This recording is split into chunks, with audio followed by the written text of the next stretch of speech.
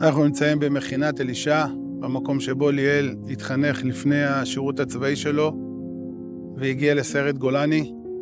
אנחנו מעוניינים להקים פה ומקימים פה, כמו שאתם רואים לפניכם, את המצפור, מצפה ליאל. אנחנו מציינים פה גם עוד 8 לוחמים שנהרגו עם ליאל באותו קרב בסג'איה. יצחק בן בסט, תומר גרינברג, משה ברון, רועי מלדסי, אחיה דסקל, ערן אלוני, רום אכט ובן שלי. אנחנו רוצים להקים גם פה לכבודם איזשהו גל עד ולהנציח גם אותם ביחד. ולכן אנחנו צריכים את הסיוע של כולכם להקים ולהנציח את הפרויקט הזה ולהנציח את הגיבורים שבזכותם, רק בזכותם אנחנו נמצאים במדינה שלנו וחיים בה כיום. במלחמה ליאל נהרג בדצמבר, בכ"ט בכסלו, בנר חמישי של חנוכה.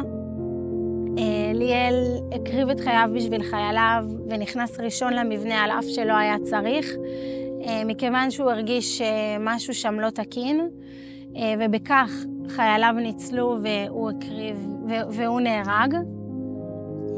אני קורא לכולם, כל מי שנאמן לזה, הרוח המיוחדת של המכינה, שבונה לוחמים, שבונה אנשים נאמנים לארץ ולמדינה, אנשים אידיאליסטים, אנשים שמחוברים אל הקודש, שמחוברים לאמונה, לתת כתף ולבנות את המצפה הזה, כדי שיהיו כאן עוד הרבה דורות של לוחמים ושל חולמים שמסתכלים קדימה על אורו של ליאל והולכים אחריו. חזקו ואמצו. To all of our friends in the international community, I cannot stress enough the importance of places like this, mechinot that prepare Israeli youth for the army, literally building the next generations of IDF warriors. Speaking from our experience as members of Liel's Tzevet, I can say the guys who come from places like this are head and shoulders above everybody else. In terms of leadership, in terms of the inspiration that they get here that follows them through in the army. This is one of the most important projects that you could support. So please come out, support us in this campaign.